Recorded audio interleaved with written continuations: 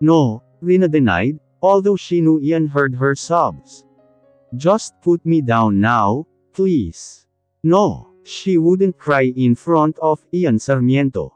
He'd already seen her so weak in the elevator, that breaking down would confirm his doubt, that she wasn't capable of taking care of Alicia.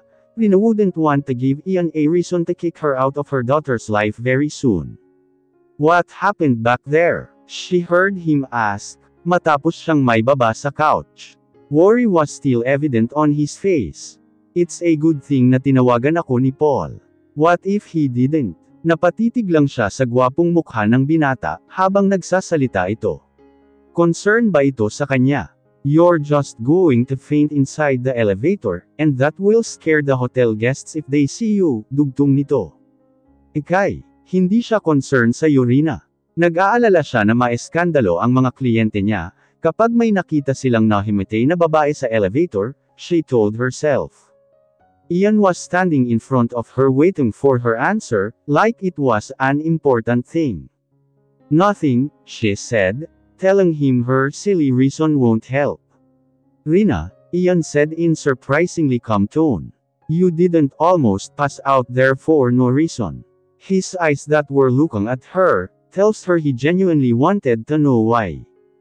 I don't want to talk about it. Umiling siya, and when she found her strength, she stood up and handed him the envelope, the reason she was there in the first place, that Ian had already seemed to forget. Here's your file. Okay, he sighed hard, I'll let it go this time. But if it happens again, you have to tell me why. She nodded. As long as he will not ask her to go there again, hindi na mauulit yun. I don't think I still need this though.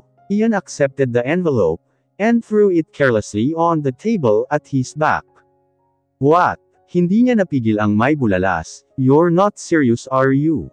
Muntik na siyang mawala ng ulirat sa elevator, tapos sasabihin ni Ian na hindi na nito kailangan ang dinala niya. I changed my mind. I don't need it anymore. He shrugged and gave her a why are you questioning me look. You should have called to tell me. Naiirita siya for coming there nang di naman pala kailangan. Such a waste of time. Why would I? I know you're already on your way. You still should have told me, so we both did not waste our time, giit niya. Bumalik na lang sana kami ni Paul sa bahay. Really Rina, pauwi na rin ako. Isasabay na lang kita. Just give me 5 minutes. Sagot nitong binaliwala ang mga sinabi niya, at dumiretso sa isang kwarto na may glass wall. Looking around, Rina realized na hindi lang opisina ang kabuuan ng penthouse.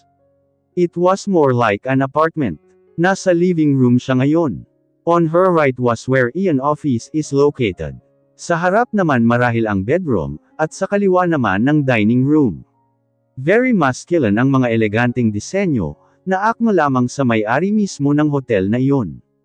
She resisted the urge to roam around his place. Nagsisimula na kasi siyang mainip, dahil naging 10 minutes na ang 5 minutes na sinabi ni Ian.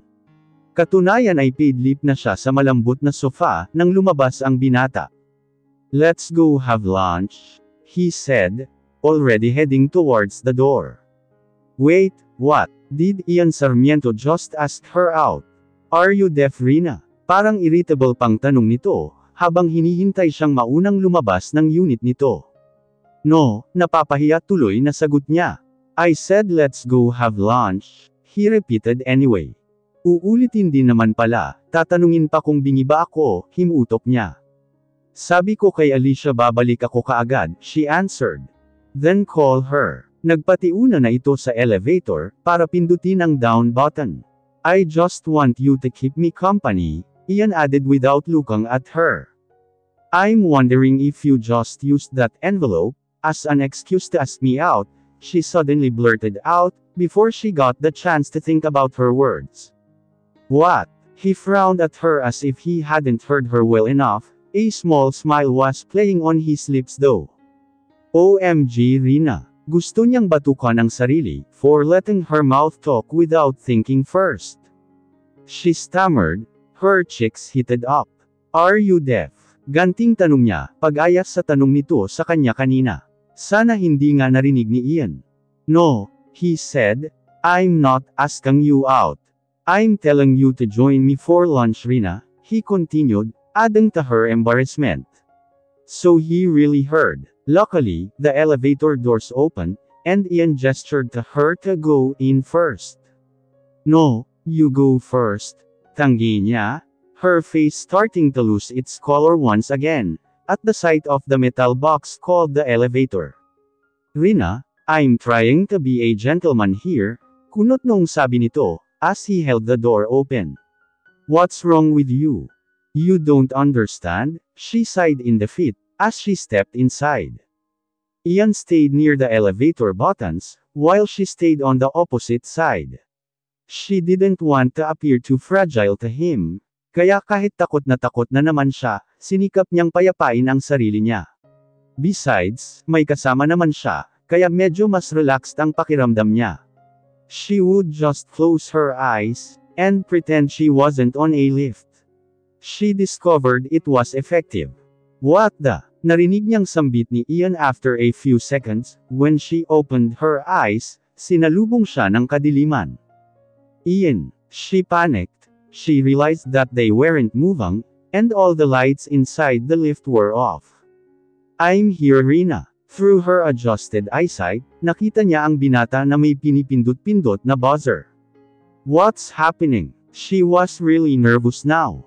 It's not working. He pressed another, which he said was an intercom, and tried talking to whoever. No use as well. Are we stuck? Are we gonna die? Sunod-sunod niyang tanong, just thinking at how high they were, and getting suddenly dropped scared the out of her. Of course not. We just need to inform them that we're here. He took his phone out only to shake his head after. No signal. Then what are we going to do? She screamed her lungs out, nang biglang bumulusok pababa ang elevator, in a real fast motion. Rina, she quickly felt Ian's strong arms around her, as he tried to keep them balanced, when the elevator came to an abrupt halt after a few seconds of free falling. We're gonna die, she cried, holding his arms real tight. She was shaking in genuine fear, that she couldn't help but be hysterical. We're gonna die. Rina, Rina, he cupped her face with both hands, so that she would focus on him. We're not going to die, okay? Just relax. I'm going to get us out of here, he assured her. But how? She relaxed a little, though teary-eyed. There was something with his words that made her feel safe, as she looked into his eyes. I don't know yet, binitawan siya ni Ian. But do calm down first, okay? Okay, she watched him as he tried on the emergency buzzer once again. I wonder how long it will take for someone to notice that we're trapped here. There are 4 elevators in this building. Sumandal ito sa wall, his hands on his pocket as he tries to think of a way to ask for help. Can we try the door? Tanong niya. I'm not sure what floor we are in now, or if we're in between floors. He thought about it before trying to open the doors with his bare hands, several times, to no avail. Huminto ito at naupo sa sahig. Why did you look so scared inside the elevator kanina? Are you claustrophobic? You were shaking like you had just seen a ghost. She sat beside him, and decided to tell him why. It's not really that serious, and no, I'm not claustrophobic. I just got trapped alone in an elevator 3 years ago. It was just me, and it took about an hour before I was rescued. Since then, I've been getting pretty nervous, tuwing sasakay ako ng elevator. Silly, I know, I just don't want it to happen again. It really scares me. But it happened again. I'm sorry. He looked at her, and she saw sincerity in his eyes. Rina couldn't believe Ian Sarmiento said sorry to her. You should have told me you're scared. Hindi na sana kita pinapanta. I didn't know you were on the topmost floor. She averted her gaze. You knew before you went up. I could no longer back out, you know. She looked at him again, and found his amused smile on his lips. Rina, there is no wrong in admitting you are scared of something, he said. Next time tell me, okay. Tumungo siya. Lately, nagbabago na ang tingin niya sa binata. He wasn't a bad person. In fact, suplado lang talaga ito, but there's a good man inside him. Paminsan-minsan nga lang lumalabas ang part na iyon ni Ian. But with his daughter around, he becomes gentle and sweet. Yeah, thanks, was all she managed to say. Hindi na sinubukan ni Ian na buksan ulit ang pintuan. He said he wasn't an expert, at baka mapahamak pa sila kung sadyang ang wala sila sa floor level. Maya-maya ay tumayo na ito, habang paulit-ulit na sinusubukan ang intercom, emergency buzzer at cellphone nito. He was growing impatient. Imagine, yung GM ng ES Hotel na trap sa sarili nitong building. Halos sigurado siyang malalagot ang taong in charge sa elevator. Tumayo na rin si Rina. Not long ay dumating na rin ang rescue nila. The employees looked terrified, to find out na si Ian ang natrap. Kanya-kanyang apologize ang mga ito, at hindi magkandatuto sa pag-explain, kung bakit hindi gumana ang lahat ng security features ng elevator, at maging ang pagkawalan ng signal sa loob. Nasa mga mata ng mga ito ang takot, at puro yuko na ang mga ulo. Surprisingly though, hindi nagalit ang binata. We're lucky it was just us, not the guests, he said calmly. Fix the problem now. Let's go Rina. Pero ang mas nakakasorpresa sa lahat, Ian grabbed her hand as they transferred to another elevator. This time a technical staff accompanied them. Hindi na siya natatakot. Hindi lang dahil tatlo na sila, kundi dahil secured ang pakiramdam niya. Habang hawak-hawak ni Ian ang kamay niya. What's happening to you Rina? And as if Ian wanted her to feel more relaxed, he looked down at her and smiled, so charming that Rina thought she would faint. For real, what's with Ian Sarmiento today? Sa restaurant sa loob ng hotel na sila kumain, Ian said na gutom na ito, at hindi na nito gustong mag-drive pa. Awkward man ang pakiramdam ni Rina, nakasalo sa lunch si Ian, ay no choice siya kundi ponlakan ito. Sabi nga ng binata, he didn't ask. He had told her to join him. How's Alicia doing in school? He asked. Okay naman. She already have a best friend and he's a boy. Seth ang pangalan niya, nakangiting kwento niya, hindi nga nila halos mapaghiwalay ni Leia ang dalawang bata, tuwing uwian na. Boy, tikwas ang kilay na tanong ni Ian. Is he courting my princess? He pretended to be mad. What? Natatawang aniya. You're kidding me. I think I need to meet him, pabirong sabi pa nito. His mother is actually my friend Ian. Her name is Leia. She's a good person. So, I believe that Seth is also a good kid. You know, Alicia wouldn't like him so much if he's not. I'm kidding Rina, he said, amused at her explanation. Just trying ta. Biro man o hindi, ayaw niyang isipin ni Ian na ang bata-bata pa ni Alicia, ay tinuturuan na niya itong maglandi o ano. I believe you raised Alicia well Rina, at naturuan mo siya kung paano kumilatis ng tao, seryoso na nitong sabi. Thank you, sincere niyang tugon. Natutuwa siyang na-appreciate din pala ni Ian, ang ginawa niyang pagpapalaki sa anak nito. It's a huge thing for her. Sana dahil doon ay bigyan pa siya nito ng sapat na panahon, para makasama pa si Alicia. Rina, he said a little later. I know we started out wrong. I was mad at what Olive did. 4 years is quite a long time. I was deprived of the right to have seen my child grow. Masakit sa akin yun Rina, knowing that no matter what I do now, hindi ko na maibabalik yung mga panahong baby pa si Alicia. I would have loved to see her infant version, you know. He smiled bitterly. I'm sorry, she offered. Hindi ko alam na hindi mo alam ang tungkol sa kanya Ian. I know, and I am sorry too Rina, for being rude to you. I thought you were in agreement with Olive to hide my child from me. He looked straight into her eyes. Can we start again Rina? I mean, let's be friends, if it's okay with you. Are you serious? Hindi siya makapaniwala. Totoo ba? I guess I am, he smiled. Well, yes of course. Sinupil niyang mapangiti ng todo, baka kasi kapag friends na talaga sila, mas mababa ang chance na palayasin siya nito.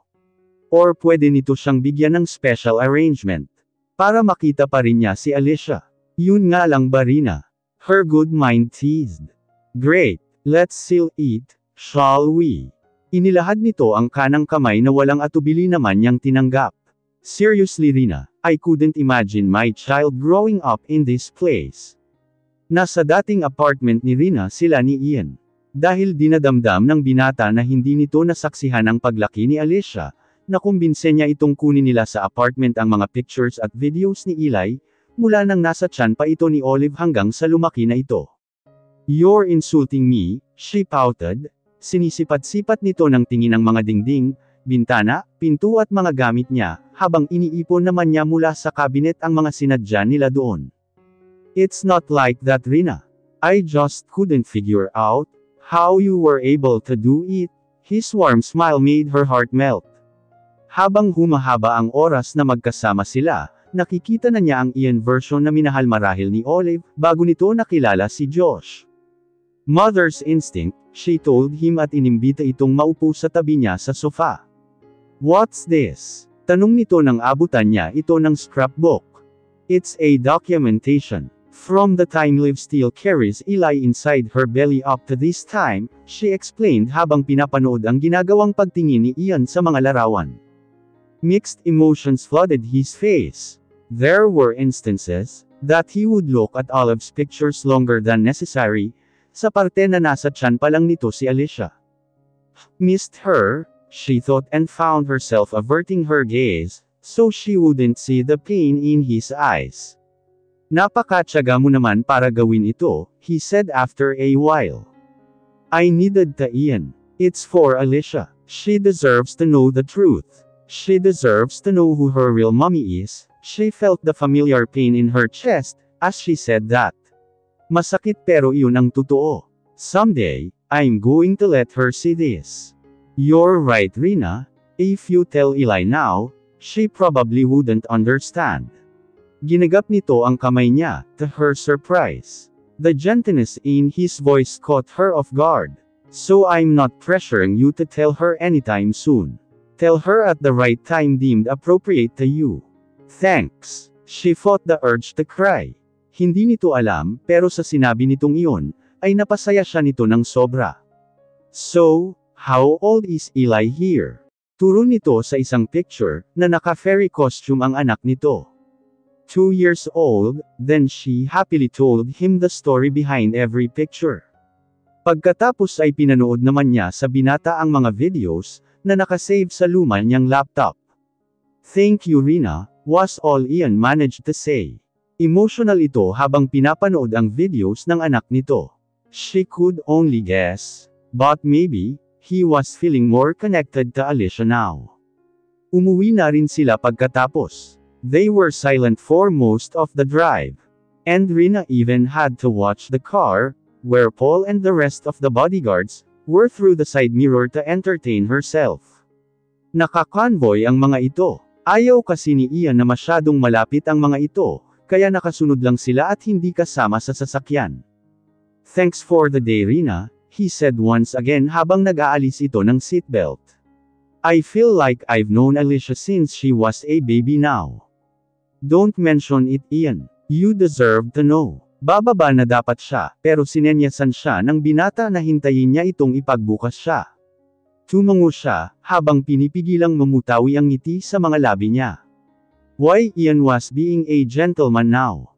Epekto ba iyon ng napanood, at nakita nitong mga baby pictures ni Alicia? Whatever the reason was, masaya si Rina sa development ng relasyon nila. Ian was so much easier to deal with, when he didn't seem very serious. Isa pa, kung gwapo na ito kapag nakasimangot, mas lalong gwapo ito kapag nakangiti. It's quite a sight actually. She a grip Rina. Why are you thinking about that? Thanks, she murmured ng makababa na sa pagpasok sa bahay. Pero bago sila makapasok, lumapit ang head security nito at bamulong sa binata. After that, nagbago ang timpla ng mukha ni Ian. Rina, Don't enter yet? Baling nito sa kanya, ubod sa pagkaseryoso. In fact, anger was written all over his face. Okay, she said na bahagya pang napaatras, at sa garden tumuloy. Nagtataka man ay hindi na siya nag-usisa. Umupo siya sa garden seat, at matiyagang naghintay.